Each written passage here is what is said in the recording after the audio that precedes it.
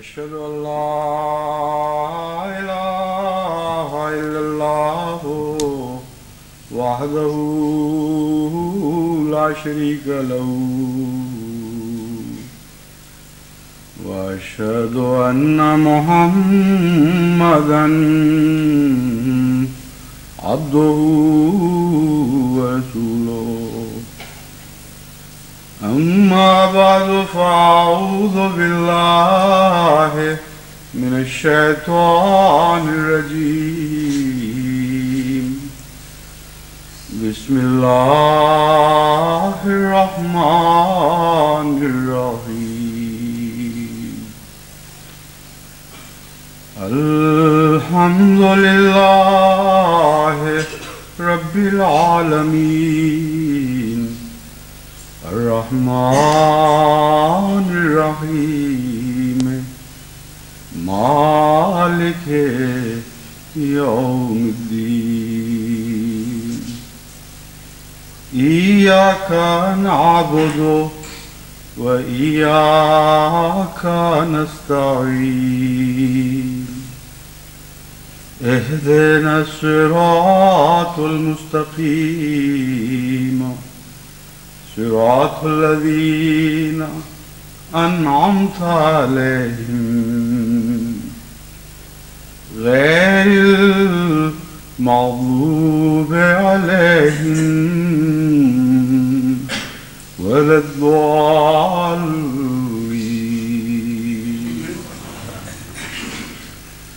والذي أرسل رسوله بالهدى ودين الحق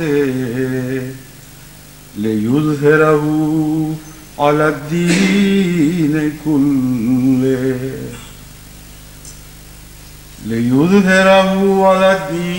كله وكفى بالله شهيدا محمد رسول الله والذين معه أشداء على الكفار رحماء بينهم تراهم ركعا سجدا يبتغون فضلا من الله ورضوانا سيماهم في وجوههم من أثر السجود ذلك مثلهم في التوراة ومثلهم في الإنجيل كزرع أخرج شطأه فآزره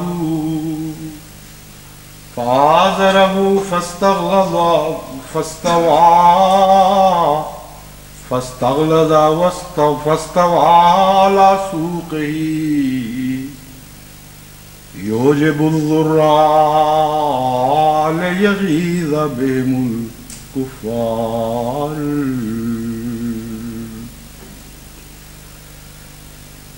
وعد الله الذين آمنوا وعملوا الصالحات منهم مغفرة وأجرا عظيما.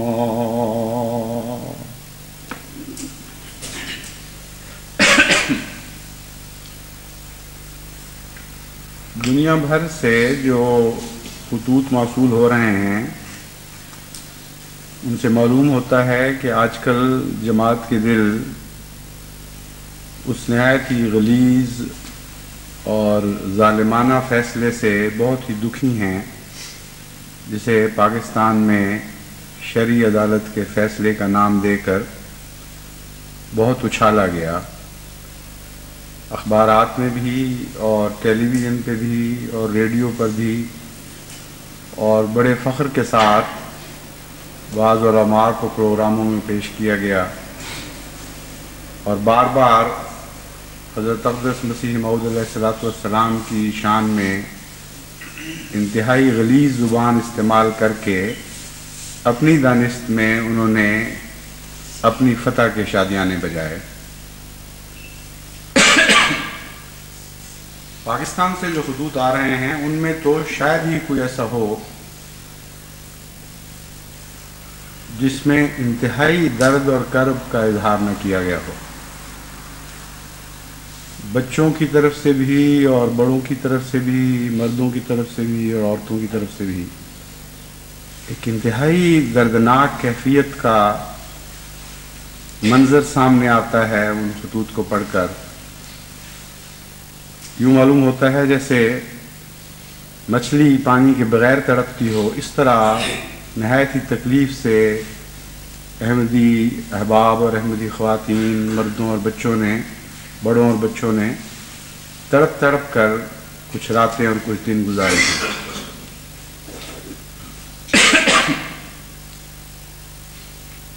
میں ان کے لیے خود بہت دردمند ہوں، جہاں تک بس چلتا ہے اللہ تعالیٰ کے حضور گیر آزاری کرتا ہوں، اور ساری جماعت جو ساری دنیا میں ہے اس کی یہی کیفیت ہے۔ ایک بدن کا ایک حصہ دکھ رہا ہو تو مومن کا سارا بدن، سارا وجود اس دکھ کو محسوس کرتا ہے۔ اس لیے پاکستان کے احمدی اس غم میں اکیلے نہیں۔ ایک تو براہ راست حضرت مسیح موعود علیہ السلام کی شان میں گستاخی کی خبروں سے ہر جگہ احمدی کا دل دکھا ہوا ہے، پھر پاکستان کے احمدیوں کی مجبوریاں اور لاچاریاں دیکھ کر دو ہی تکلیف ہوتی ہے۔ اس لیے واقعہ یہی ہے کہ کل عالم کا احمدی اس وقت شدید بے قرار اور درد میں مبتلا ہے۔ لہذا میں اس مضمون میں آج کے خطاب میں آپ کی توجہ اس طرف مبذول کروانی چاہتا ہوں کہ یہ واقعات کوئی اتفاقی حادثات نہیں ہیں، بلکہ اللہ تعالیٰ کی ایک وسیع عالمی تدبیر کا ایک حصہ ہیں، اور جو کچھ آپ کے ساتھ آج ہو رہا ہے یہ ازل سے مقدر تھا کہ اسی طرح ہو، اور اس میں جماعت احمدیہ کے لیے عظیم الشان خوشخبریاں پوشیدہ ہیں۔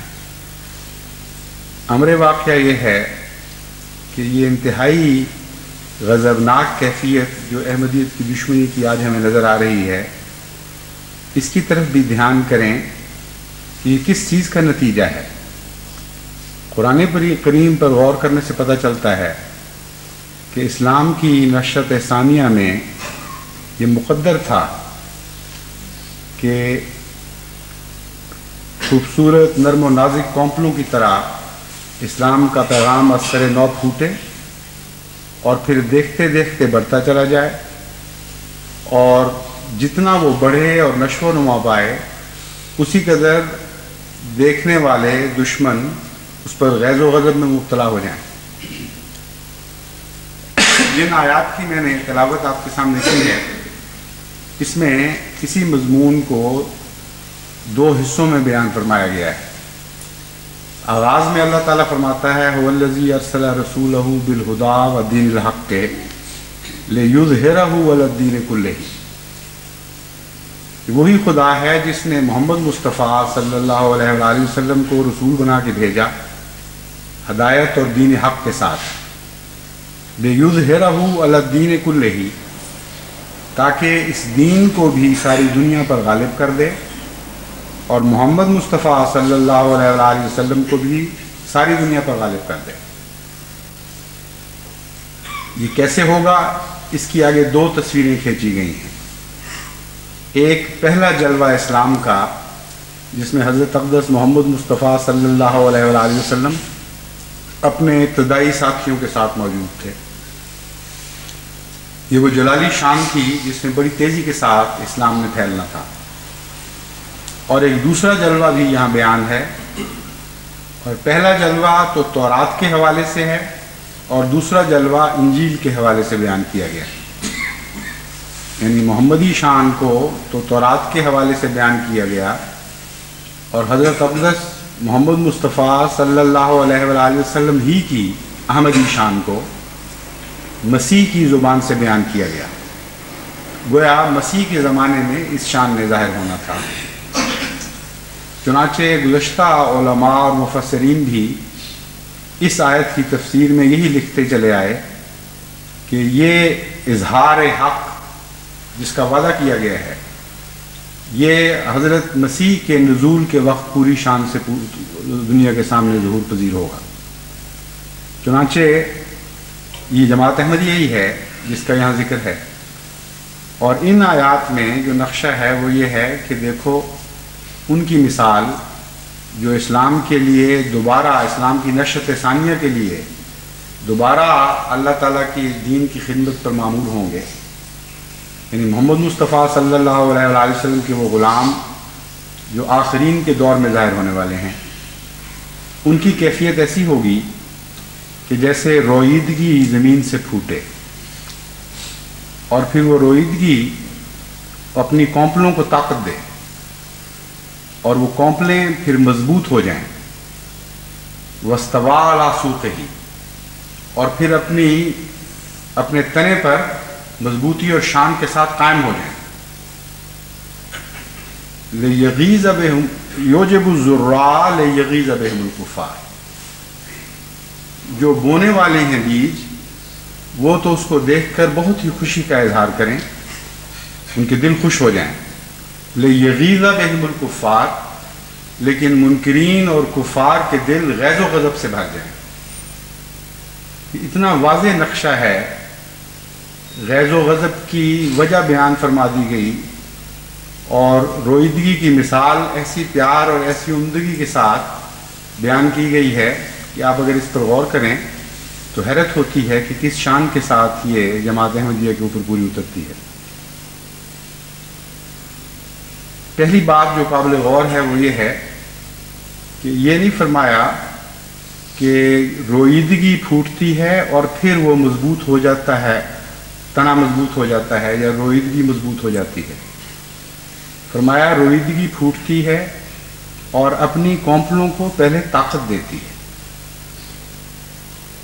اس میں نہ صرف یہ کہ ایک گہرا فلسفہ بیان کیا گیا ہے ترقی کا، الہی قوموں کی ترقی کا، بلکہ جس حوالے سے بات کی جا رہی ہے زراعت کے حوالے سے اس کے بھی ایک راز گہری حقیقت پر روشنی ڈالی جا رہی ہے، ایک زرعی قانون پر روشنی ڈالی جا رہی ہے. امر واقعہ یہ ہے کہ اکثر لوگ اس بات سے بے خبر ہیں کہ جب بیج رویدگی نکالتا ہے تو پہلے جب تک بیج اس کو طاقت دے کر آگے نہ بڑھا دے، وہ رویدگی خود اپنی طاقت سے ایک کونپل کو ظاہر نہ کرے، اس وقت تک وہ بیرونی غذا کے محتاج نہیں ہوتے اور بیرونی غذا اس کو فائدہ پہنچا بھی نہیں سکتی. اپنے پاؤں پر پودا نہیں کھڑا ہو سکتا جب تک پہلے بیج کی اس طاقت سے جو رویدگی یعنی سبزے میں تبدیل ہو جاتی ہے براہ راست قوت نہ پائے. تو ابتدائی حصہ الہی قوموں کی نشو و نما کا خدا تعالیٰ کے برگزیدہ بندوں کی ذاتی تربیت میں اور ان کی قوت سے فیض پا کر نشو و نما پاتا ہے. جس طرح انڈے میں ایک زردی ہوتی ہے جو جو غذا کا کام دیتی ہے چوزے کے لیے، اگرچہ سفیدی سے اس کا جسم بنتا ہے لیکن زردی اس کے پیٹ میں غذا کے طور پر ہوتی ہے. اگر وہ زردی موجود نہ ہو تو چوزہ نشو و نما نہیں پا سکتا، ناممکن ہے. سارا جسم بھی بن جائے وہ زندہ نہیں رہ سکتا. تو فرمایا اللہ تعالیٰ کے ایسے بندے بھی ہوتے ہیں جو بیج بوتے ہیں اور پھر انہی کی طاقت سے ابتدائی رویدگی کونپلوں میں تبدیل ہو جاتی ہے. ان کی قوت قدسیہ ہے جو کار فرما ہوتی ہے، ان کی روحانیت ہے جو ایک نئی زندگی عطا کرتی ہے اپنے ماننے والوں کو. جب یہ واقعہ ہو جائے اور اپنے پاؤں پر کھڑے ہونے کا جماعت کا وقت آ جائے، یعنی اس الہی جماعت کا، تو وہاں سے پھر یہ مثال شروع ہوتی ہے. فآزرا فاستغلظا فاستوى علی سوقہ، فاستغلظ فاستوى علی سوقہ، پھر وہ مضبوط ہونی شروع ہو جاتی ہے، اور فاستوى علی سوقہ، پھر وہ اپنے پاؤں پر کھڑی ہو جاتی ہے، اس پر بلوغت کا وقت آ جاتا ہے۔ جب وہ اپنے پاؤں پر کھڑی ہوتی ہے، یہ ایک ایسی کیفیت ہے جسے دشمن برداشت نہیں کر سکتا، اور شدید غیظ و غضب میں مبتلا ہو جاتا ہے اور پورا زور لگاتا ہے کہ اس کو مٹا دے۔ تو جماعت کے خلاف جتنی دشمنی ہے، جتنا غیظ آپ دیکھ رہے ہیں، یہ لازماً اس بات کا نتیجہ ہے کہ آپ ترقی کر رہے ہیں۔ قرآن کریم کی پیشگوئی بین ہی اسی طرح پوری ہو رہی۔ اگر جماعت احمدیہ ترقی نہ کرتی تو یہ غیظ و غضب نہ پیدا ہوتا، اور غیظ و غضب کے باوجود جماعت ضرور ترقی کرے گی۔ یہ دو خوشخبریاں ہیں جو اس آیت میں دی گئی ہیں۔ لیوجب الذرا، کیونکہ نتیجہ یہ نکالتا ہے اللہ تعالیٰ اس کیفیت کا کہ اگرچہ غضب بھی نہ پیدا ہوتا ہے اس کے نتیجے میں، لیکن خدا نے یہ تقدیر اس لیے جاری کی ہے لیوجب الذرا، تاکہ وہ بیج بونے والوں کے دل خوش ہوتے چلے جائیں، یعنی وہ بڑھتے چلے جائیں۔ اگر وہ بڑھیں گے نہیں تو دل کیسے خوش ہو سکتے ہیں ان کے؟ تو غضب کے باوجود دلوں کی خوشی کا سامان ان کی ترقی میں ہے، یہ راز بتایا گیا ہے۔ اور جماعت کو یہ نقطہ سمجھایا گیا کہ جب شدید غضبناک حالتوں میں اپنے دشمنوں کو پاؤ گے تو اس وقت بھی تمہارے دلوں میں یہ خوشی ہونی چاہیے کہ تم ترقی کر رہے ہیں۔ شدید مخالفتوں کے باوجود تلواروں کے سائے میں تم لوگ آگے بڑھ رہے ہو، اس طرف نظر رکھو گے تو تمہارا دل خوش رہے گا۔ اگر اپنی ترقی کی طرف نظر نہیں رکھو گے تو پھر تمہاری خوشیاں چھین لیں گے لوگ۔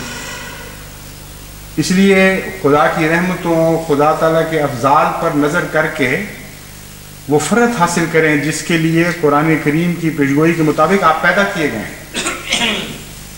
آپ کے دلوں کو خدا نے ترقی کی طرف نظر ڈال کر خوش ہونے کے لیے بنایا ہے۔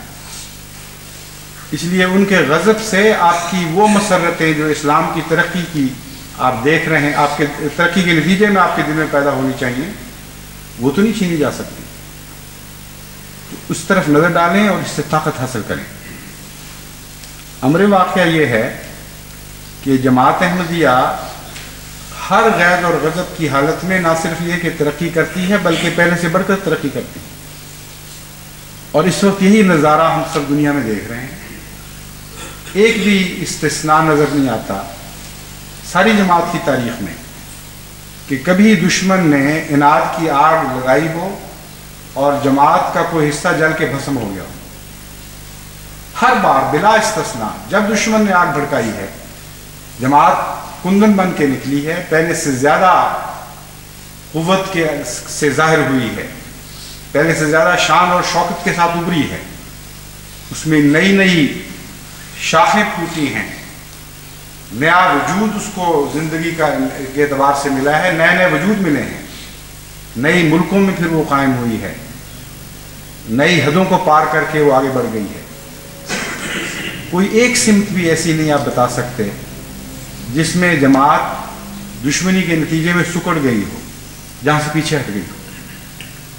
زندہ قوموں کی ترقی کے جو بھی معیار آپ سوچ لیں، ایک ایک معیار کو چسپاں کر کے دیکھیں، ہر معیار کے اعتبار سے اللہ تعالیٰ کے فضل سے جماعت نہ صرف آگے مسلسل بڑھتی چلی جا رہی ہے بلکہ دشمنیوں کے وقت زیادہ تیز رفتاری کے ساتھ آگے بڑھ جاتی ہے۔ چنانچہ اس وقت جو ایک طرف ان دکھوں کی خبروں کا حال کہ دکھوں کی خبروں کی طرف نظر پڑتی ہے، تو دوسری طرف اللہ کے ان فضلوں کی طرف بھی نظر پڑتی ہے کہ پہلے سے بہت زیادہ تیز رفتاری کے ساتھ جماعت پھیلنی شروع ہو گئی۔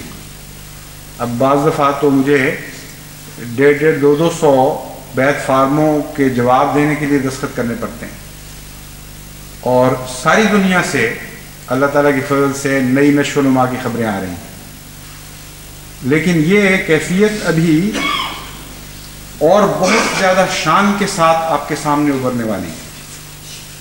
ابھی تو یہ آغاز ہے، کیونکہ یہ وہ دور ہے جس میں ساری جماعت کو مبلغ بننا ہے انشاءاللہ تعالیٰ، اور اس کے لیے جب تک میری زندگی کا آخری سانس ہے میں کوشش کرتا رہوں گا۔ کیونکہ وہ آخری ترقی جس کے لیے ہم اللہ تعالیٰ کے فضل سے تیاری کر رہے ہیں، اور وہ آخری جنگ جو اسلام کی فتح کے لیے غیروں سے ہم نے لڑنی ہے، اس کے لیے ایک فوج تیار ہو رہی ہے خدا کے فضل سے. اس تیاری میں کچھ وقت ابھی لگے گا. جس طرح زمیندار جانتے ہیں جب وہ چھٹا ڈال دیتے ہیں بیجوں کا تو شروع میں اس محنت کا کچھ بھی نتیجہ دکھائی نہیں دیتا. میں خود زمیندار ہوں، اپنے ہاتھ سے کاشت کی ہوئی ہے، مجھے پتہ ہے کئی دفعہ گندم کا چھٹا ڈالا، اس کے بعد اس کو مٹی میں دبایا، اور خصوصاً جب موسم نہ خوشگوار ہو، نہ موافق ہو، تو بعض دفعہ بڑی دیر تک دانے نہیں نکلتے اور گھبراہٹ پیدا ہوتی ہے کہ کیا ہو رہا ہے، ساری محنت مٹی میں دب گئی. لیکن پھر خدا کے ہاں وقت مقدر ہیں، وہ محنت کام رنگ لاتی ہے اور خدا کے فضل سے کہیں کہیں سے رویدگی پھوٹنے لگتی ہے. اور زمیندار کی جو کیفیت ہوتی ہے اس کو دیکھ کر زمینداری جان سکتے ہیں. اس کو شروع میں تو جب جاتے ہیں کھیتوں میں تو تلاش کرتے ہیں کہاں سے کوئی دانہ پھوٹا ہوا ہے، اور بعض دفعہ ایک صرف سارے ایکڑ میں یا بعض دفعہ سینکڑوں ایکڑوں میں جو پہلا سبزہ ان کو نظر آتا ہے اس کو دیکھ کر ان کا دل ایسا خوش ہوتا ہے کہ گویا سارے جہان کی دولتیں نصیب ہو گئیں. پھر رفتہ رفتہ وہ رویدگی بڑھتی ہے اور اچانک مٹیالہ رنگ سبزی میں تبدیل ہو جاتا ہے، سارا منظر ہی بدل جاتا ہے. لیکن اس وقت بھی اس کی حالت اتنی نازک ہوتی ہے کہ جب تک بیج کی طاقت اس کو حاصل نہ ہو اس وقت تک وہ اپنے پاؤں پر کھڑی نہیں ہو سکتی فصل. چنانچہ میں بھی اسی کیفیت میں سے آج کل گزر رہا ہوں. تمام دنیا میں تمام جماعت کے ذرائع اس بات پر صرف ہو رہے ہیں کہ احمدی جلد از جلد مبلغ بن جائے، اور اس کوشش کے نتیجے میں اس وقت جو منظر ہے وہ یہ ہے کہ کہیں کہیں سے کوئی سبزی کا دانہ پھوٹتا ہوا دکھائی دے رہا ہے. اس کے پیچھے جماعت کی انتظامیہ کی طاقت ہے جو اس بیج کی طرح ابھی ان کی سرپرستی کر رہی ہے، اس رویدگی کو بڑھا رہی ہے. لیکن عنقریب آپ دیکھیں گے کہ جب ساری دنیا کے احمدی رویدگی بن کر پھوٹے گا اور پھر مبلغ کی کومپل اس سے نکلے گی اور مضبوط ہو جائے گی، اور پھر وہ ایک تناور درخت کی طرح اپنے قدموں پر کھڑا ہو جائے گا، تو ساری دنیا میں اللہ تعالیٰ کے فضل سے ایک عظیم انقلاب برپا ہو جائے گا. یہی وہ طریق ہے. اسی مثال میں خدا تعالیٰ نے ہمیں غالب آنے کی حکمت بھی بتا دی. جس قوم کی مثال یہ ہو کہ کھیتی کی طرح تمہیں بویا جائے گا، کھیتی کی طرح تم نے بڑھنا ہے، اور پھر جب تم پھوٹ جاؤ گے اور بڑھ جاؤ گے اور اپنے پاؤں پر کھڑے ہو جاؤ گے تو غیظ و غضب تو ضرور بڑھے گا، لیکن یہ غیظ و غضب تمہارا کچھ نہیں بگاڑ سکے گا. بے یوجب الذرا، کیونکہ ہم نے اس خاطر پیدا کیا ہے اس کھیتی کو کہ اس کے بونے والے اسے دیکھ کر خوش ہوں.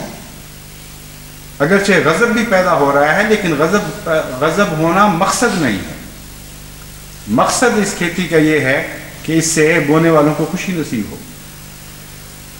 تو اس لحاظ سے بہت ہی عظیم الشان مستقبل مجھے ان خطرات میں سے پھوٹتا دکھائی دے رہا ہے. اور یہ فرضی باتیں نہیں ہیں. ہر جگہ نئے مبلغ پیدا ہو رہے ہیں، نئے آدمی اپنے آپ کو دن رات تبلیغ کے لیے وقف کر رہے ہیں، دعائیں کر رہے ہیں، اور ابھی ان کی کوششیں بھی پوری طرح رویدگی میں تبدیل نہیں ہوئی. لیکن ساری جماعت کی کوششیں مبلغ بنانے والی تو ابھی نسبتاً بہت ہی کم ہیں جو رویدگی کی صورت میں پھوٹی ہیں. میں تو اس تصور کے ساتھ ہی ایک عجیب عالم میں پہنچ جاتا ہوں خوشی کے کہ جب ساری جماعت اللہ کے فضل سے ایک مبلغ کی جماعت بن چکی ہو، مبلغین کی جماعت بن چکی ہو، اور لکھوں کھا احمدی ساری دنیا میں مختلف ادیان کے اوپر اسلام کو اور محمد مصطفیٰ صلی اللہ علیہ وسلم کو غالب لانے کے لیے دن رات وقت کیے ہوئے.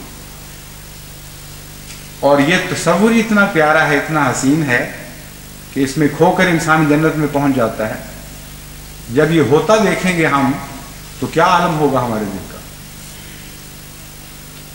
ساری دنیا کی طاقتیں آپ کو سمیٹنے کی کوشش کریں گی، تمام دنیا کی طاقتیں آپ کے گرد باڑے لگانے کی کوشش کریں گی، تمام دنیا کی بڑی بڑی طاقتیں دیواریں کھڑی کریں گی، جس طرح پاکستان کی حکومت آج کل دیواریں کھڑی کرنے میں مصروف ہے.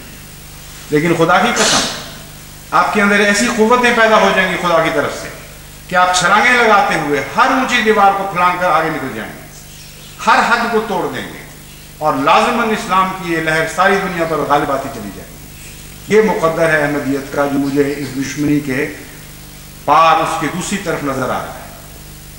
اس لیے جماعت کا رد عمل یہی ہونا چاہیے جو قرآن کریم نے مقرر فرمایا ہے. اس غیظ و غضب کو بھول جائیں اور اپنی ترقی کی طرف نگاہ کریں اور رویدگی کی طرح پھوٹیں اور پھر اپنے پاؤں پر کھڑے ہوں.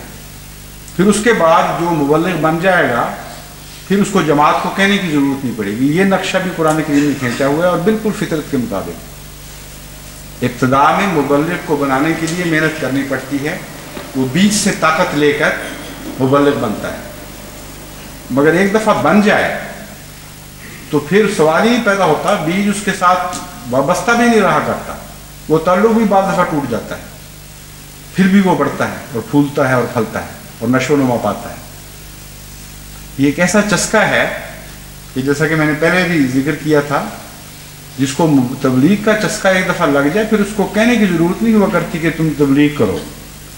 ہاں بعض دفعہ روکنے کی ضرورت پڑتی ہے کہ میاں ذرا ہوش سے، آہستگی سے، ملائمت سے، نرمی سے، اتنا بھی زیادہ زور نہ دکھاؤ. روکنا پڑتا ہے. پھر کئی مبلغ ہیں جن کو یہ سمجھانا پڑتا ہے کہ اتنی تیزی سے نہ کرو، کچھ حکمت سے بھی کام لو، ذرا نرم روش اختیار کرو. لیکن جو مبلغ بنا ہوا ہو اس کو پھر یہ کوکس کرنے کی، یہ انگیخت کرنے کی کوئی ضرورت نہیں کہ تم نے تبلیغ کرنی ہے.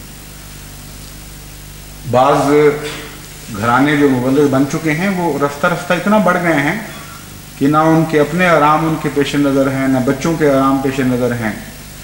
بعض دفعہ یہ ہندوستان میں ہی بعض خاندان ہیں ساری ساری رات پھر وہ تبلیغ میں صرف کر دیتے ہیں، اور یہ ان کی ہم دیکھتے ہیں تو لگتا ہے قربانی، یعنی باہر والے یہ قربانی دے رہے ہیں، لیکن ان سے پوچھیں تو وہ ایک ایسی لذت پاتے ہیں کہ ان کو روکنے والا ان کو برا لگتا ہے کہ یہ کیا کہہ رہے ہیں.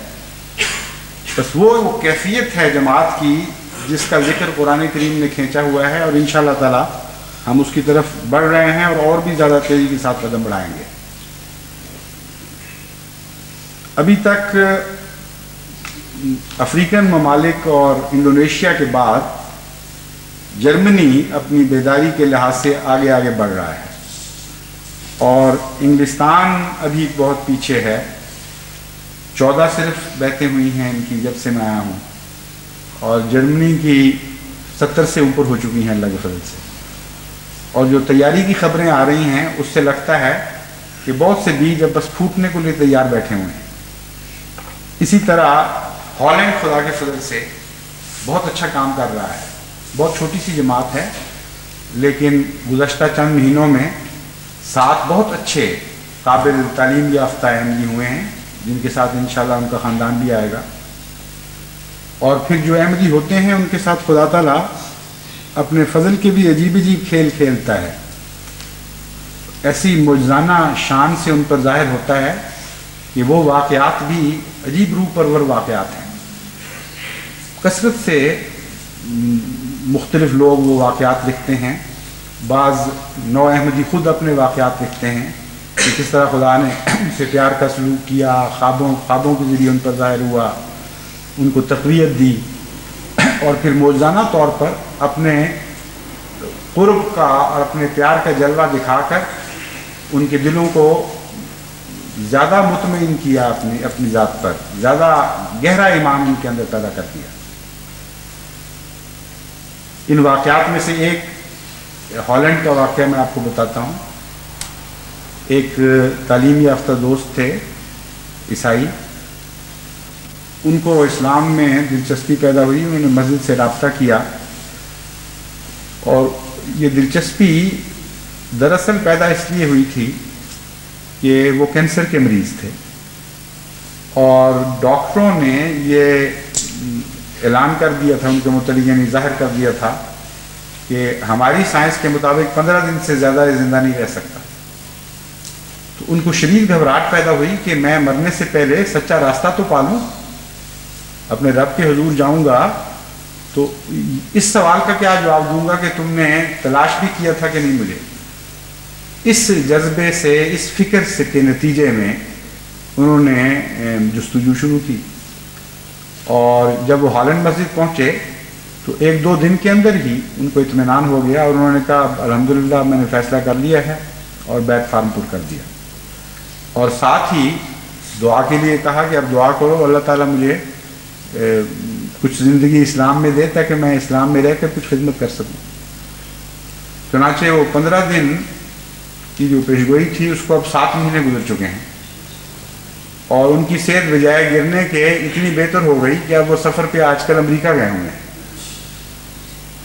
اور وہ خود حیرت زدہ ہیں کہ یہ مجھ سے کیا ہو گیا، میں نے تو جانے کی تیاری میں بیت فارم پر کیا تھا، یہ تو میرے جانے کے دن ہی ٹل گئے۔ تو ایک واقعہ نہیں، بہت سے ایسے واقعات ہو رہے ہیں، اور ویسے بھی ایک تو رویدگی ہے غیروں کے مقابل پر، ایک ہے اندرونی رویدگی، اس کی مثالیں میں بارہا آپ کے سامنے بیان کر چکا ہوں۔ اس کثرت سے جماعت کے اندر روحانیت زندہ ہو رہی ہے اور نشو و نما پا رہی ہے کہ ان گالیوں کا اگر صرف یہی پھل ملتا تو بہت ہی بڑا اور پیارا پھل تھا۔ ایک طرف گالیاں بکنے والے اپنے دلوں کو گندا کر رہے ہیں، اپنی فطرتوں کو مزید مسخ کر رہے ہیں، ان کو لذت آ ہی نہیں سکتی ان چیزوں میں، کبھی بدی میں بھی کوئی لذت ہے، جتنا مرضی وہ بولیں، جتنی مرضی گالیاں دیں، یہ کیفیت ان کی دل کی نہیں بدل سکتی جو خدا نے مقرر فرمائی ہے کہ یغیظ بہم الکفار، غیظ و غضب میں مبتلا رہے ہیں۔ غیظ و غضب والا جب تک وہ یہ نہ دیکھ لے کہ جس کے خلاف میرا غیظ ہے وہ مر چکا ہے، مٹ چکا ہے، اس وقت تک اس کا غیظ مٹا نہیں کرتا۔ تو آپ اپنی تکلیف دیکھ رہے ہیں، ان کی تکلیف پر بھی تو نظر کریں، کیا ان کا حال ہو گیا ہے۔ اچھے اچھے تعلیم یافتہ لوگ بھی بالکل پاگل ہو گئے ہیں غیظ و غضب میں، گالیاں دے دے کر اپنے دلوں کو ٹھنڈا کرنے کی کوشش کر رہے ہیں، لیکن آپ مریں تو دل ٹھنڈے ہو نا ان کے، آپ تو بڑھ رہے ہیں ان کی آنکھوں کے سامنے، مزید نشو و نما پا رہے ہیں۔ بس آپ کے دلوں کے لیے خدا نے فرحت مقدر فرمائی ہے، اور ان کے لیے غیظ و غضب مقدر فرمایا، اور وہ جو غیظ و غضب ہے وہ بہت زیادہ تکلیف دہ حالت ہے۔ احمدی جو درد سے روتے ہیں اور گریہ ازاری کرتے ہیں، اور بعض دفعہ اپنے پر بڑا رحم بھی کرنے لگ جاتے ہیں کہ وہ ہمارا کیا حال ہو گیا، اے اللہ ہم کہاں پہنچ گئے، حالانکہ وہ خود جانتے ہیں، ان سے بہتر کوئی نہیں جانتا کہ خدا کی راہ میں آنسو بہانے میں جو لذت ہے اس کا دنیا کی دوسری لذتیں مقابلہ نہیں کر سکتی، اور حسد کے نتیجے میں جلنا اور گالیاں دینا اس میں لذت ہی کوئی نہیں۔ ان کے دلوں پر نظر ڈال کے دیکھیں تو وہ تو پاگل ہوئے پڑے ہیں بیچارے، ایک آگ میں جل رہے ہیں جو بھسم کر رہی ہے ان کو، اور ان کو چین نصیب نہیں ہو رہا۔ جتنا زیادہ آپ کو بڑھتا ہوا دیکھتے ہیں اتنا زیادہ تکلیف میں مبتلا ہے۔ واقعاتی حالت تو وہی ہے جو قرآن نے بیان فرمائی ہے۔ خدا عالم الغیب والشہادہ ہے، اس کی گواہی درست ہے، اور واقعتاً اگر آپ غور کر کے دیکھیں تو عملاً وہ قابل رحم ہے۔ آپ کی تو لذت، آپ کا تو درد ہی اور قسم کا ہے۔ ایسی روحانی لذتیں پا رہی ہے ساری جماعت، اور دن بدن ترقی کر رہی ہے، پھر اللہ کے فضلوں کو دیکھ رہی ہے، اس کے مقابل پر وہ حسد میں جلنے والے، ان کی لذت کیسے ہو گئی؟ گالیاں دے دے کے لذت کبھی کسی کو آئی؟ پاگل ہو جاتے ہیں بول بول کے، جھاگیں نکال کے گھر واپس جاتے ہیں، پھر ان کو چین نہیں آتا ہے ہم کیا کریں، کچھ پیش نہیں جا رہے، ابھی بھی یہ بڑھ رہے ہیں، ابھی بھی یہ بڑھ رہے ہیں۔ ان کے لیے حسرتیں لکھی ہوئی ہیں، آپ کے لیے امنگوں کا پورا ہونا مقدر ہے، زمین و آسمان کا فرق ہے آپ میں اور ان میں۔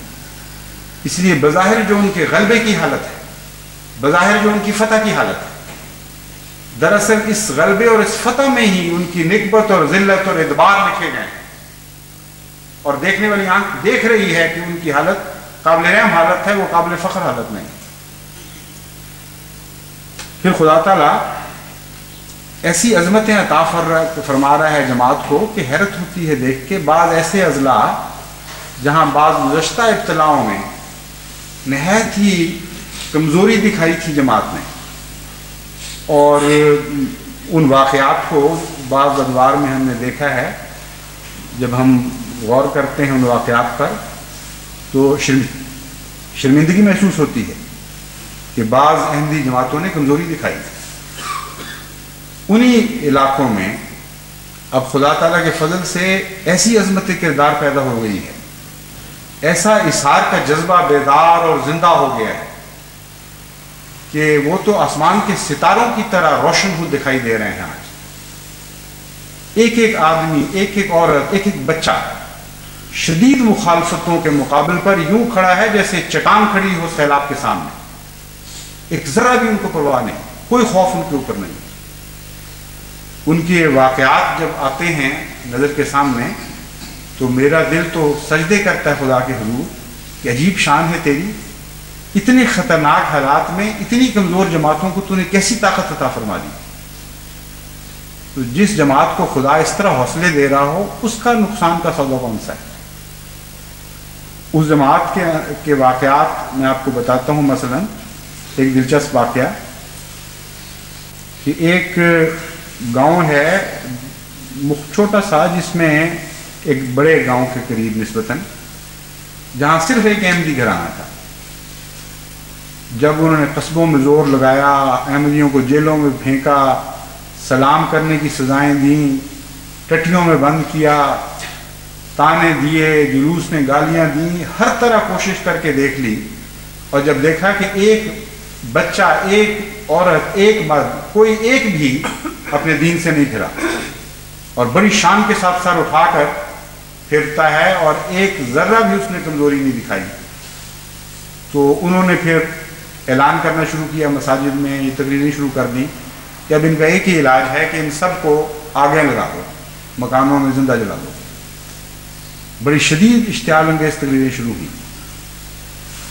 کسی احمدی کے ماتھے پر کوئی بل نہیں پڑا، بالکل کوئی خوف ظاہر نہیں ہوا، اور اسی طرح وہ سر اٹھا کے ان کی گلیوں میں پھرتے رہے کہ اب جو کرنا کرو، ایک ذرہ بھی ہم نے تمہارے سامنے نہیں دبنا، جو پیش جاتی ہے تمہاری تم کر کے دکھا دو.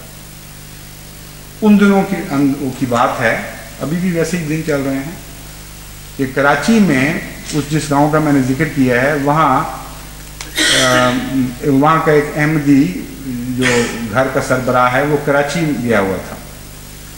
تو کراچی میں اس نے جب یہ خبریں سنی وحشتناک تو اس کا ایمان ڈول گیا. دور بیٹھے، اپنے لیے تو شاید نہ ڈولتا، لیکن اس نے اپنی بیوی، اپنی ماں، اپنے کمزور بچے پیچھے چھوڑے ہوئے تھے.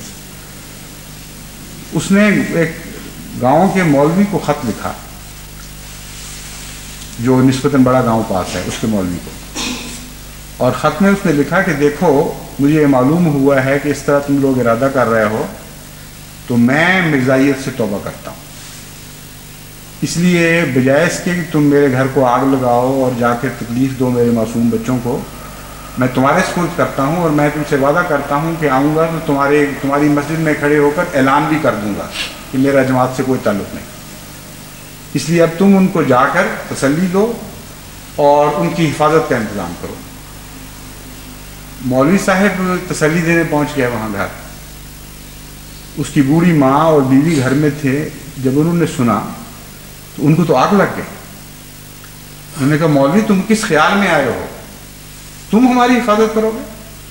جو کچھ تم سے بنتی ہے کرو، ہمارا صرف خدا حافظ ہے، ہمیں ایک ذرہ بھی پرواہ نہیں تمہاری حفاظتوں یا تمہاری دشمنیوں. اور کس کی بات کر رہے؟ اس شخص سے تمہارا کوئی تعلق ہی نہیں. جس شخص کا تم نے نام لیا ہے آئندہ اس کا نام ہمارے سامنے نہیں لینا. اور پھر دونوں ماں اور بیوی نے ایک خط لکھا اس کو، اور خط میں وہ لکھتی ہے، ایک فقرہ اس کا میں آپ کو سناتا ہوں. اگر عید پر آ کر تم نے اعلان کیا کہ میں احمدی نہیں ہوں تو اس گاؤں میں اپنے لیے بیوی بھی اور کر لینا اور ماں بھی کسی اور کو بنا لینا، ہمارا تمہارے ساتھ کوئی تعلق نہیں. خبردار جو اس گھر میں قدم رکھ کے بھی دیکھا یہ احمدی عورتوں اور بچوں کی اور بوڑھوں کی حالت ہے جو ایک شدید خطرناک علاقے میں دشمنوں کے درمیان گھرے بیٹھے ہیں. دشمن حفاظت کے لیے پیشکش کرتا ہے اور یہ اس کے حفاظت کو دھتکار دیتے ہیں. ہمیں کوئی پرواہ نہیں ہے تمہاری حفاظت میں، صرف خدا ہے جو ہمارا حافظ و ناصر ہے. اسی علاقے میں اللہ تعالیٰ نے دلوں کو ڈھارس دینے کے لیے بعض دلچسپ رنگ میں اپنی تائید کے، اپنی نصرت کے اظہار بھی فرمائے. بظاہر چھوٹے سے واقعات ہیں، لیکن حقیقت یہ ہے کہ جن پر گزر رہی ہو، جو صاحب تجربہ ہوں، ان کو پتہ ہوتا ہے کہ بعض دفعہ پیار کے انداز بظاہر چھوٹے چھوٹے ہوتے ہیں، لیکن ان میں کتنا گہرا پیار پوشیدہ ہوتا ہے. اب جو میں واقعات کو سنانے لگا ہوں، اگر کوئی مخالف سنے تو ہنسے گا، مذاق اڑائے گا. وہ تو ہر بات پہ مذاق اڑاتے ہیں کہ لو جی ان کا خدا اس طرح ان کی تائید کرتا ہے.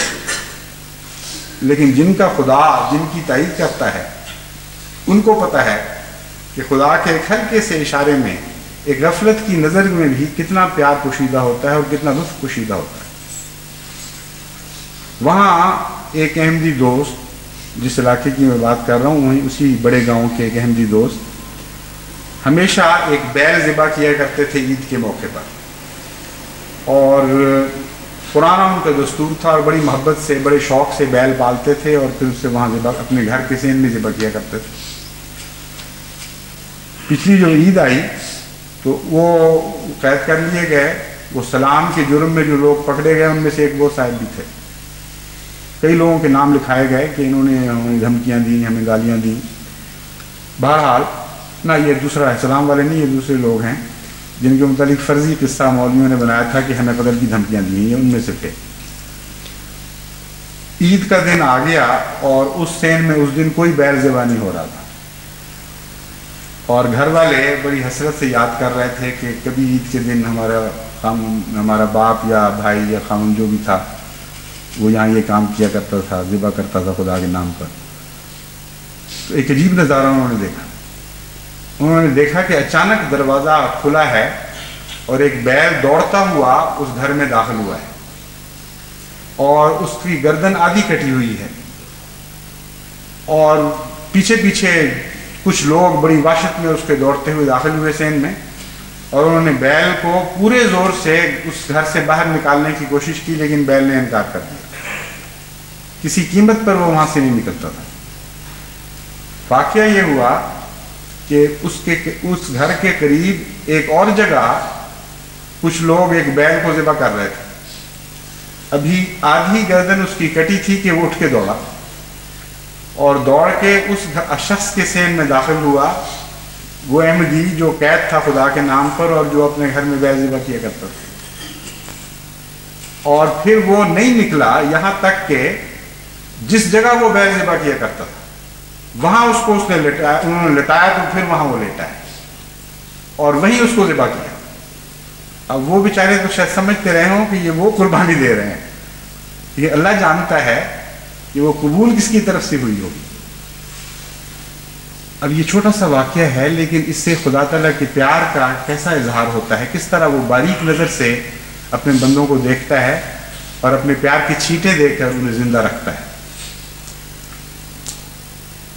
ایک یہ تو پیار کے اظہار کا ہے. خدا تعالیٰ کے انتقام بھی اسی طرح جگہ جگہ ظاہر ہو رہے ہیں اور بڑی کثرت سے اطلاعیں مل رہی ہیں کہ انفرادی طور پر بعض احمدیوں کے دل دکھتے ہیں، ان کے دل سے ایک آہ نکلتی ہے. تو اس رنگ میں خدا تعالیٰ فوراً حساب چکاتا ہے کہ وہ حیران رہ جاتے ہیں دیکھ کر. ایک احمدی استانی نے مجھے لکھا کہ میں گاؤں میں استانی مقرر ہوئی جہاں کوئی احمدی نہیں ہے، تو مجھے ایک غیر احمدی معزز خاندان میں، بہت شریف لوگ ہیں، انہوں نے جگہ دی کہ تم بہت دور سے تو آ ہی نہیں سکتی، اتنا دور ہے تمہارا اصل گھر کہ ہمارے پاس ٹھہر جاؤ. چنانچہ میں ان کے پاس ٹھہری ہوئی تھی. مخالفت جب ہوئی تو شور مچا دیا سب نے کہ اس کو گھر سے نکالو. گھر والے شریف تھے، انہوں نے کہا ہم نہیں نکالیں گے. انہوں نے کہا اچھا اگر نہیں نکالو گے تو ہمارے گاؤں کے کنویں سے تو نے پانی نہیں بھرنا، کیونکہ اس پلید عورت کو گاؤں کا پانی پلایا جائے، گاؤں کے کنویں کا، یہ بھی ہم برداشت نہیں کر سکتے۔ چنانچہ انہوں نے اپنے گھر میں نلکا لگا لیا اور پانی پینے لگے۔ کچھ دن کے بعد گاؤں میں شور پیدا ہوا کہ اس کنویں کا پانی جو ہے کچھ بدل سا گیا ہے، اس میں عجیب قسم کی بدبو پیدا ہونی شروع ہو گئی ہے۔ تحقیق کی تو پتہ لگا کہ ایک کتا وہاں گر کے مر گیا تھا، جس کا کسی کو پتہ نہیں چلا۔ جب وہ گل کر بدبو چھوڑ گیا، اس وقت جا کر ان کو پتہ چلا کہ جتنی دیر انہوں نے مرزین کا پانی بند کیے رکھا ہے، اتنی دیر وہ کتے کا مرا ہوا گندا پانی پی رہے تھے۔ اور وہ عورت کہتی ہے کہ میرا دل جو تھا پہلے بڑی سخت درد محسوس کرتا تھا، میں اپنے آپ کو سخت بیقراری محسوس کرتی تھی دل میں کہ اے اللہ مجھے کتوں سے زیادہ ذلیل سمجھا ہوا ہے انہوں نے، کہ پانی جو میں پی لوں گی دور بیٹھے وہ بھی پلید ہو جائے گا، پانی وہ اس پانی کو بھی پلید کر دے گا جہاں سے نکل کے آیا ہے۔ تو جب خدا نے یہ نظارہ مجھے دکھایا تو ایسی مجھے لذت حاصل ہوئی خدا کے پیار کے اظہار پر کہ سارے دکھ پچھلے بھول گئے، بلکہ میں شرمندگی محسوس کرتی ہوں کہ میں نے تکلیف کیوں محسوس کی اس بات پر۔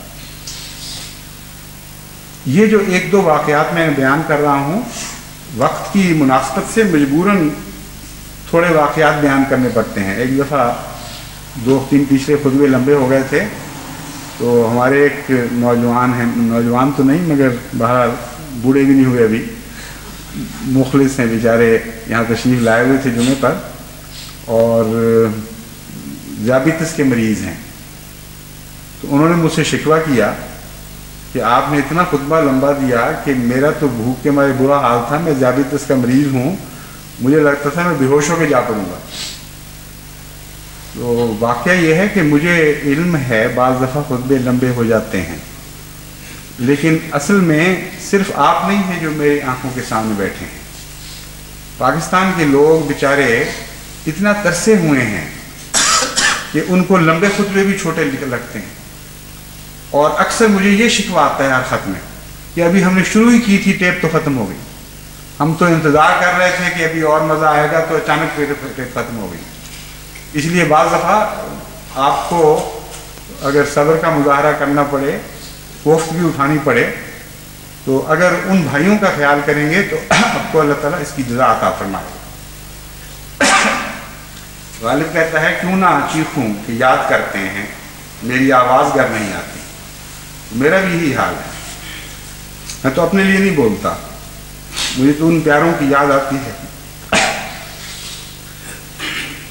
ان دنوں کو ترس گئے ہیں جب مسجد اقصیٰ میں خطبے ہوا کرتے تھے، لوگ اکٹھے ہوا کرتے تھے، باہر باہر سے دور دور سے لوگ آتے تھے، اور وہ یادیں ان کو آتی ہیں، تو انتظار ہی ان کا اب یہ رہ گیا کہ کب ٹیپ آئے اور کب ہم ان آوازوں کو سنیں۔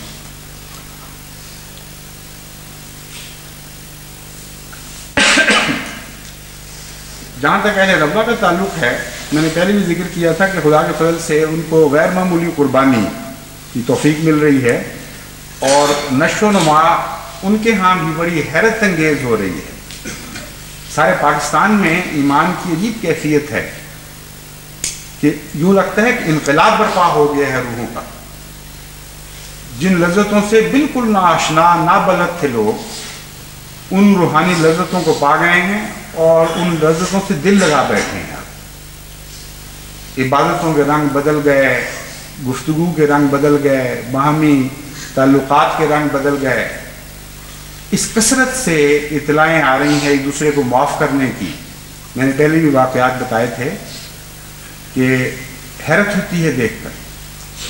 گاؤں کے گاؤں ایسے ہیں جہاں شدید پرانی دشمنیاں چلی آ رہی تھیں، اب وہ اللہ تعالیٰ کی محبت میں مبتلا ہو کر ان کی کیفیات بدل گئی ہیں، رحماؤ بینہم بنتے چلے جا رہے ہیں۔ تو اہل ربہ بھی اللہ تعالیٰ کے فضل سے ایمان میں عجیب ترقی کر چکے ہیں۔ چنانچہ ایک نوجوان کے ایک خط سے اقتباس آپ کو سناتا ہوں۔ وہ لکھتے ہیں، ربہ کی مقدس سرزمین کے شب و روز کا تذکرہ کرنے لگا ہوں، اور معصوم چہروں والے، اداس اداس پھرنے والے، اپنے امام کے انتظار میں بے قرار آنکھوں والے، صبر کی انتہائی بلندیوں کو چھونے والے فقیروں کی داستان بیان کرنے لگا۔ حضور نفوس میں عجیب اور عظیم الشان تبدیلی کا بڑا ہی دلکش منظر ہے۔ جوں جوں آگ نفرت کی، غلیظ گالیوں کی، فتنوں کی، حقوق کی تلفی کی اور زندگی چھین لینے کی بھڑکائی جا رہی ہے، آپ کے درویش کندن بن رہے ہیں، ان کے چہرے دن بدن روشن ہوتے جا رہے ہیں۔ ابھی کچھ دن پہلے کا واقعہ ہے کہ خاکسار نے آپ کا 21 ستمبر 1984 کا خطبہ جمعہ محلہ کے کچھ احباب کو سنانے کا انتظام کیا۔ کیسٹ لگا کر ایک طرف ہو کر بیٹھ گیا۔ جیسے ہی تلاوت کی آواز کمرے میں گونجی، چہرے اس طرح کھل اٹھے اور روشن ہو گئے جس طرح اندھیرے کمرے میں اچانک کسی نے روشنی کر دی ہو۔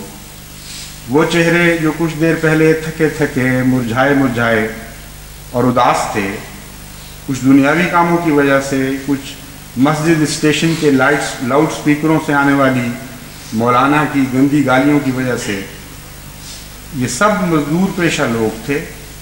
کوئی چائے کا کام، کوئی روغن کا کام، کوئی مستری کا کام کرتا ہے۔ یہ اس طبقہ کے لوگ تھے جو روزمرہ کے معاملات میں عموماً سخت دل ہوتے ہیں۔ ان کی گھریلو زندگی بسا اوقات تلخیوں کا شکار ہوتی ہے اور وہ اپنی اولاد سے بھی بعض دفعہ بہت سختیاں روا رکھتے ہیں۔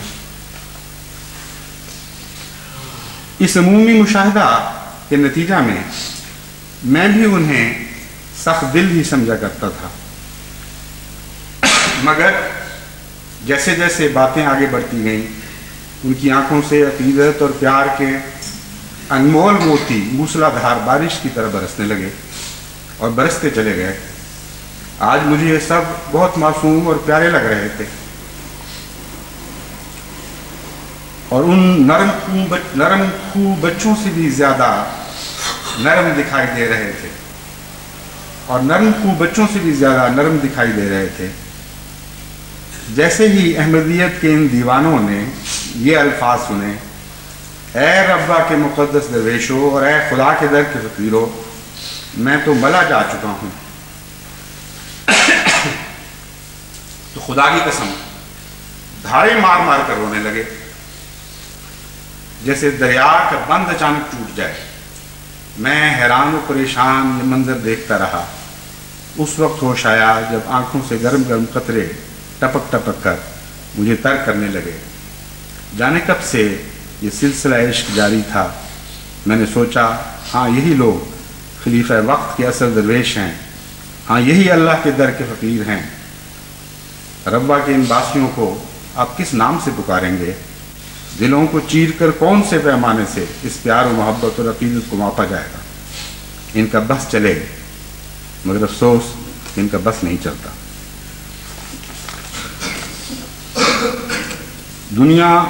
دنیاوی لوگوں کو تو بڑے بڑے خطابات سے نوازا جاتا ہے، اور وہ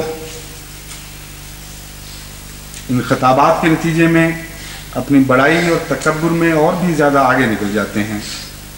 مگر اے جان سے عزیز آقا، ربا کے بسنے والے یہ لوگ درویش اور خدا کے در کے فقیر کے خطاب سے اس قدر خوش ہیں کہ خوشی سے پھولے نہیں سماتے۔ ان کو معلوم ہے کہ یہ آسمانی خطاب ہیں جو ان کے چہروں پر لکھے گئے ہیں۔ عجیب شان ہے ان کی، سبحان اللہ و بحمدہ، سبحان اللہ العظیم۔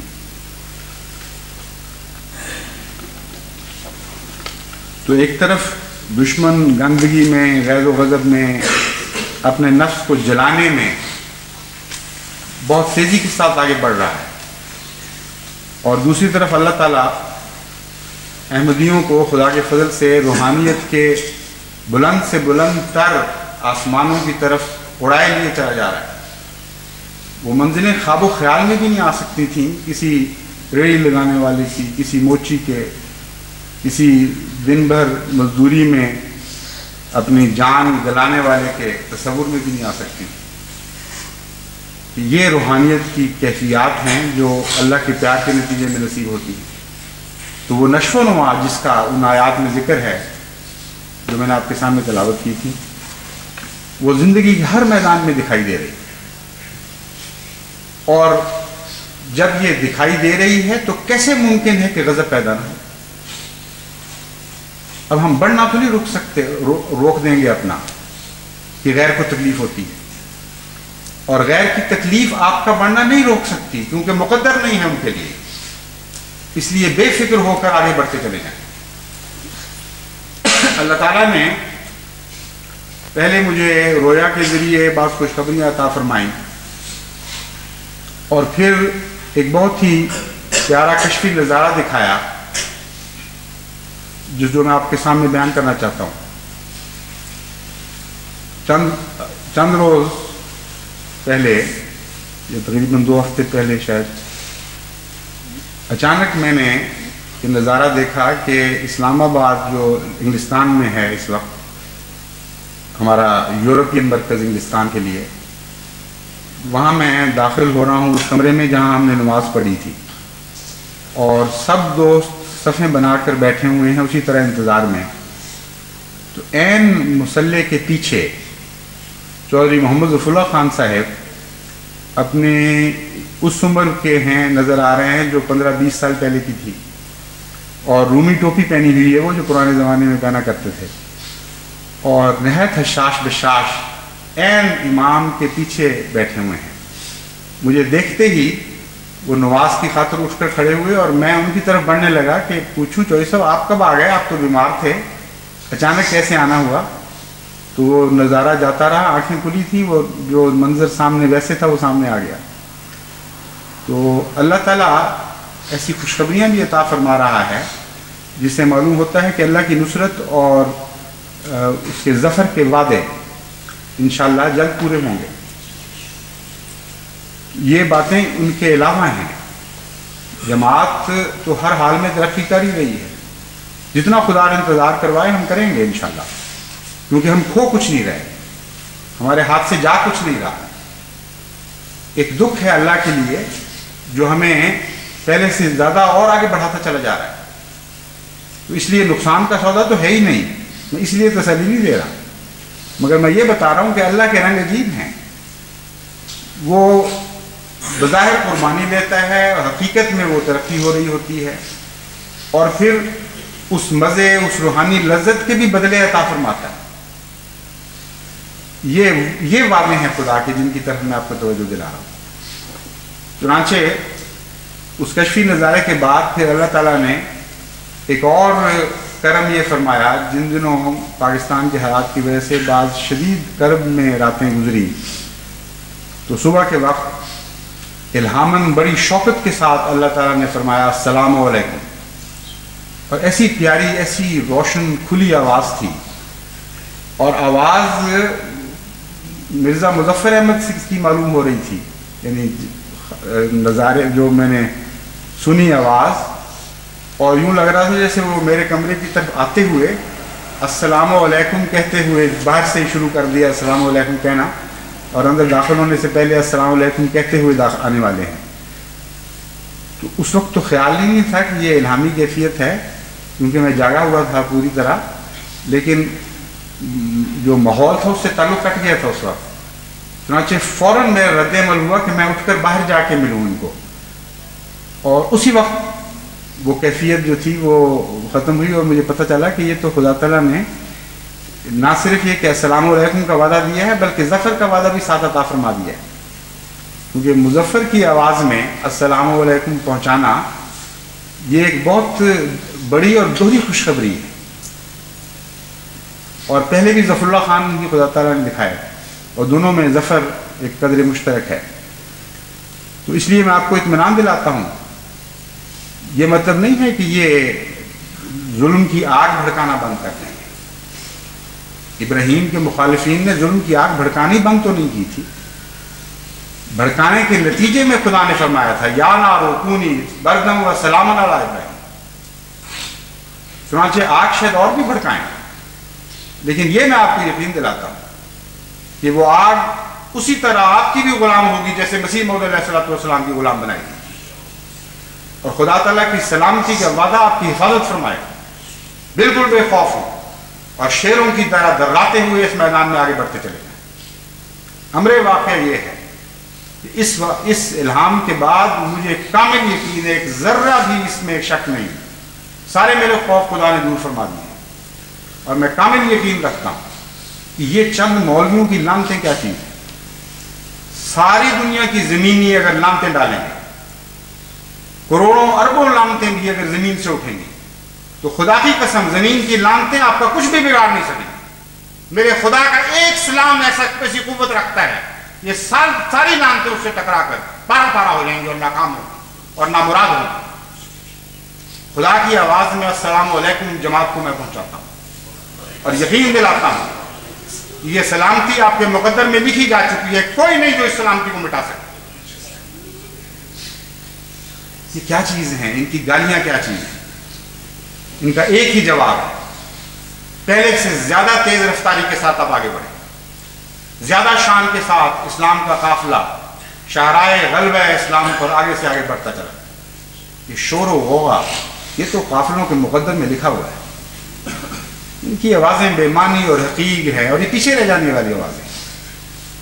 ہر منزل پر نئے شور آپ سن سکتے ہیں، لیکن ہر منزل کے شور مچانے والے پیچھے رہتے چلے جائیں۔ ایک ہی علاج ہے کہ اپنی رفتار کو تیز سے تیز تر کر دیں، یہاں تک کہ ان کا شور و غوغا آپ کی گرد کو بھی نہ پہنچ سکے۔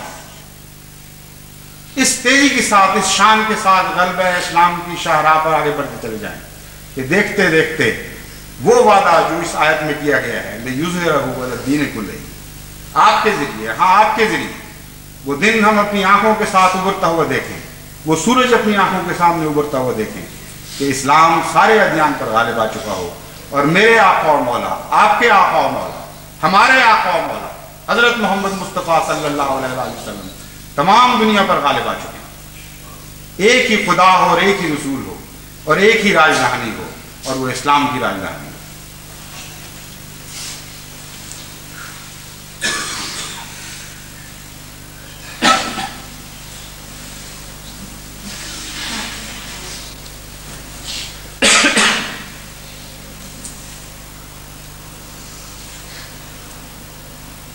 الحمدللہ نحمدہ ونستعینہ ونستغفرہ ونؤمن بہ ونتوکل علیہ ونعوذ باللہ من شرور انفسنا ومن سیئات اعمالنا، من يهده الله فلا مضل له ومن يضلله فلا هادي له، نشهد أن لا إله إلا الله وحده لا شريك له،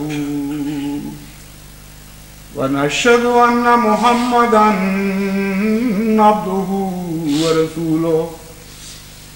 عباد اللہ رحمکم اللہ، ان اللہ یامر بالعدل والإحسان وإیتاء ذی القربى